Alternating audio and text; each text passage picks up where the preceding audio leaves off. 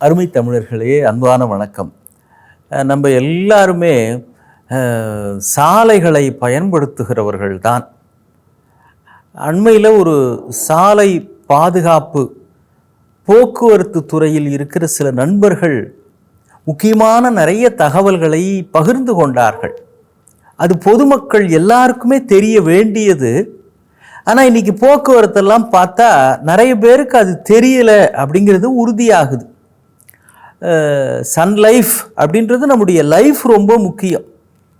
நீங்கள் எவ்வளவு அரும்பாடு படுகிற ஒரு அப்பா அம்மா அவங்ககிட்ட போய் கேட்டு பாருங்கள், எதுக்காங்க இவ்வளோ கஷ்டப்படுறீங்க, ராவா பகலாக எதுக்கு அலையிறீங்க உழைக்கிறீங்க அப்படின்னா பெரும்பாலான பேர் ஒரே ஒரு வார்த்தை சொல்லுவாங்க, இவ்வளவு என் பிள்ளைங்களுக்காக தாங்க அப்படின்னு. ஆனால் நிறைய பேர் இந்த டூ வீலரில் போகிறப்போ இந்த பிள்ளைங்களை அவங்க வச்சிக்கிற விதத்திலிருந்தே அவங்களுக்கு பிள்ளைங்க பேரில் அவ்வளோ அக்கறை இல்லையோ அப்படின்னு நினைக்கிற மாதிரி தான் நடந்துக்கிறாங்க. அக்கறை இருக்குது, ஆனால் போக்குவரத்தில் எப்படி பிள்ளைகளை நம்முடைய ஓட்டி கொண்டு போகிற பைக்காக இருக்கட்டும், ஸ்கூட்டியாக இருக்கட்டும், ஆண்கள் வாகனம் பெண்கள் வாகனம், இதில் அவர்கள் பிள்ளைகளை 6 வயதுக்கு உட்பட்ட பிள்ளைகளை வைத்து கொள்ளுகிற விதம் இருக்கே ரொம்ப ரொம்ப தப்பானது. தப்பானதுன்னா ஆபத்தானது, அந்த விதிமுறைகளுக்கு புறம்பானது. அது பிள்ளைகளினுடைய உயிரோடு விளையாடுவதாகும். அப்படித்தான் நிறைய பேர் பிள்ளைங்களை வச்சுக்கிட்டு போகிறாங்க. முதல்ல டூ வீலர் அப்படின்றது 2 வீல் இருக்கோ இல்லையோ 2 பேர் தான் அதில் இருக்கலாம். அதில் உட்கார்றது 2 பேராக தான் இருக்கணும். நம்ம கல்லூரி மாணவர்கள்லாம் பார்த்தீங்கன்னா நமக்கே திக்குன்னு 3 பேர் 4 பேர். அது மட்டும் இல்லை, 4 பேரும் காதில் செல்லு வச்சுக்கிட்டு பேசிட்டு போவான். 4 பேரும் காதில். பைக்கு ஓட்டுறப்ப என்ன, பைக்கில் போகிறப்ப என்ன அவசரம்? அதுக்குள்ள நம்முடைய மாணவர்கள் எப்படியெல்லாம் அதை ஓட்டக்கூடாதோ அப்படியெல்லாம் ஓட்டுகிறார்கள். இத்தனைக்கும் லட்சக்கணக்கில் பெற்றோர்கள் செலவழித்து அந்த பைக் வாங்கி தராங்க.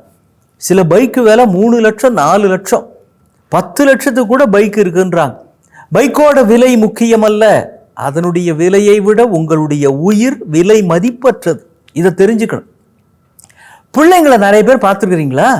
அது 5 வயசுக்கு உட்பட்ட பிள்ளையா இருக்கும், அதை பின்னால் உட்கார வச்சு ஓட்டிகிட்டு இருக்கிறாங்க. இதை விட ஆபத்து ஒன்று உண்டா? ஏன்னா பிள்ளைங்களுக்கு எப்படி தான் பேலன்ஸ்டாக டூ வீலரில் உட்காரணும்னு தெரியாது.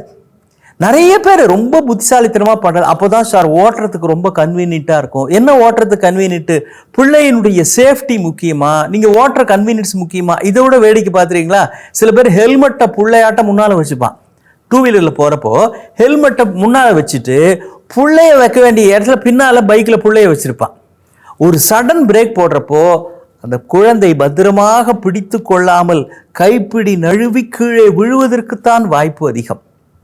ரொம்ப ரொம்ப எச்சரிக்கை. சொல்லப்போனால் 5-6 வயதுக்கு உட்பட்ட பிள்ளைகளை அழைத்து கொண்டு போகிற பொழுது டூ வீலர் அதற்கு உகந்த வாகனமே இல்லைன்றாங்க. நீங்கள் வேணால் முன்னால் நிற்க வச்சிங்க, அது நிற்கும் அப்படின்னா. அப்போ கூட அது ஏதாவது வால்தனம் பண்ணுற குறும்புத்தனம் பண்ணுற பிள்ளையா இருந்ததுன்னா ரொம்ப ரொம்ப எச்சரிக்கையாக இருக்கணும். வீட்டிலேயே விட்டு வந்துடுங்க. கீழ் வீட்டில், எதிர் வீட்டில், பக்கத்து வீட்டில், இல்லை க்ரஷ் அப்படின்றாங்க அந்த மாதிரி இடத்துல. இல்லை நீங்கள் ஒரு ஆட்டோவில் போகலாம், டாக்ஸியில் போகலாம், பஸ் இருக்குது அதில் போகலாம், ட்ரெயினில் போகலாம். டூ வீலர் என்பது நாம் அல்லது வளர்ந்த ஒரு பெரியவர் நம்மோடு உட்காருவதற்கு தகுதியானவர், அவங்கள தான் அழைச்சிட்டு போகலாம். சில பேர் ஒரு அம்மா கையில் குழந்தைய வச்சுக்கோ பார்த்துருப்பீங்க. வீட்டுக்காரர் முன்னால் ஓட்டிகிட்டு போவார். இந்த அம்மாவுக்கும் இந்த வீட்டுக்காருக்கும் நடுவில் இன்னொரு குழந்தை ஒன்று உட்காந்துருக்கும். இப்போ ஓட்டிகிட்டு போகிற இந்த குழந்தையோடைய கனத்தையும் இந்த அம்மா பேலன்ஸ் பண்ணணும். இந்த அம்மாவோட கனம், குழந்தையோட கனம், நடுவில் ஒன்று உக்காந்துருக்கே அதோட வெயிட்டு எல்லாத்தையும் சேர்த்து முன்னால் போகிறவர் பேலன்ஸ் பண்ணணும். ரொம்ப ரொம்ப ரிஸ்கியான ட்ராவலாக இந்த சாலை பயணத்தை மாற்றிக்கொண்டுவது மிக மிக தவறான ஒன்று. சாலையிலே ஓட்டி கொண்டு செல்லுகிற ஒவ்வொருவரும் கவனத்தில் கொள்ள வேண்டிய முக்கியமான விஷயம், பெண்கள் குறிப்பாக புடவை என்பது டூ வீலருக்கு உரிய வாகனம் அல்ல. இன்னைக்கு நிறைய பேர் அதை விட்டாங்க. சுடிதார் மாதிரியான ஆடைகள் அணிந்து தான் போகிறாங்க. பேண்ட் எப்படி வேஷ்டி கட்டிக்கிட்டு டூ வீலர் ஓட்டுறதுன்றது ஒரு கஷ்டம். ஆனால் நம்ம ஆளுங்க நிறைய பேர் இந்த லாரி ஓட்டிகிட்டு போகிறவங்கலாம் பார்த்தீங்கன்னா, பஸ்ஸு ஓட்டுறவங்க பேர் லுங்கி கட்டிக்கிட்டு தான் ஓட்டுறாங்க. அண்மையில் சிங்கப்பூர் போயிருந்தப்போ அங்கே இருக்கிற ஒரு தமிழ் நண்பர் ஒருத்தர் தான் அதிர்ச்சிகரமான செய்தி சொல்லிட்டார். என்னங்க, ஹைவேஸில் போகிறப்போ லுங்கி கட்டிக்கிட்டு தாங்க ஓட்டிக்கிட்டு போகிறாங்க, இவங்களுக்குலாம் யூனிஃபார்ம்னு ஒன்று கிடையாதா? நான் சொன்னேன், ஏதோ அதாவது கட்டியிருக்கிறாங்களே, அவங்க கட்ட வேண்டியதுன்ற ஒரு பேருக்கு இடுப்புற ஒரு ஆடைன்னு ஒன்று கட்டியிருக்கிறாங்களே, அதுக்கே சந்தோஷப்படுங்க அப்படின்னு தான் சொல்லி மனசை தேத்திக்க வேண்டியதாக போச்சு. ஓட்டுகிற பொழுது அணிந்து கொள்ளுகிற ஆடை நீங்கள் சௌகரியமாக ஓட்டுகிறீர்கள் என்பதற்கு உத்தரவாதம் தருகிறது. டக்குன்னு காலை ஊன முடியாது. புடவையாக இருந்தால் டக்குன்னு காலை ஊன முடியாது பெண்கள். அதுக்கு சுடிதார் மாதிரியான ஆடைகள் தான் வசதியாக பாதுகாப்பானதாக இருக்கும். இதெல்லாம் சின்ன சின்ன விஷயங்களாக இருந்தாலும் நீங்கள் கவனக்குறைவாக ஓட்டிக்கொண்டு செல்வது உங்களுக்கு பின்னால் வருகிறவருடைய உயிரோடும் விளையாடுவதாகும். சடன் பிரேக் போடுறாங்க சார், கார்ல போறப்ப சடன் பிரேக் போடுவது எதிர்பாராமல் பின்னால் வருகிறவர்கள் அதன் பேரில் மோதிக்கொள்வதற்கு வாய்ப்பு இருக்கிறது. அதனால ஆடையில் எத்தனை பேர் அமர்கிறார்கள் என்பதில் அப்படி அமர்கிறவர்களுடைய வயது என்ன, அவர்களுடைய கவனம் என்ன. சில அம்மா பார்த்துருக்கிறீங்களா, ஸ்கூல்லேருந்து பிள்ளைய கூட்டுக்கிட்டு வரப்போ ஸ்கூலில் என்னெல்லாம் நடந்ததுன்னு பேசவே கூடாது. அப்போதான் எல்லா டீச்சர் சொன்ன ஹோம்ஒர்க்கு பற்றியெல்லாம் பேசிக்கிட்டே வரும்.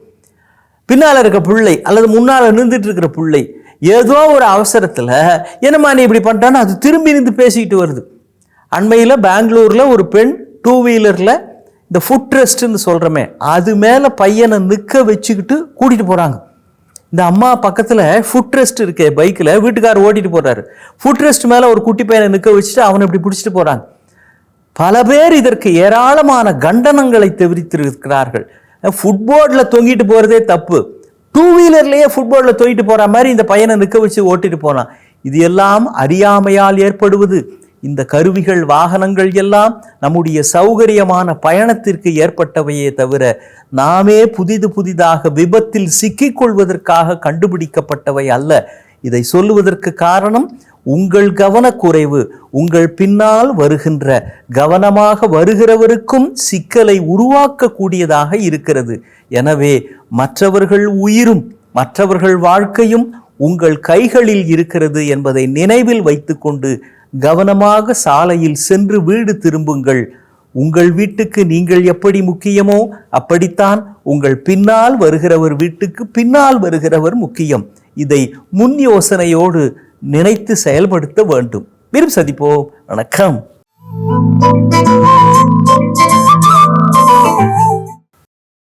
இன்னும் பல வீடியோக்களை காண சன் லைஃப் சேனலை சப்ஸ்கிரைப் பண்ணுங்க.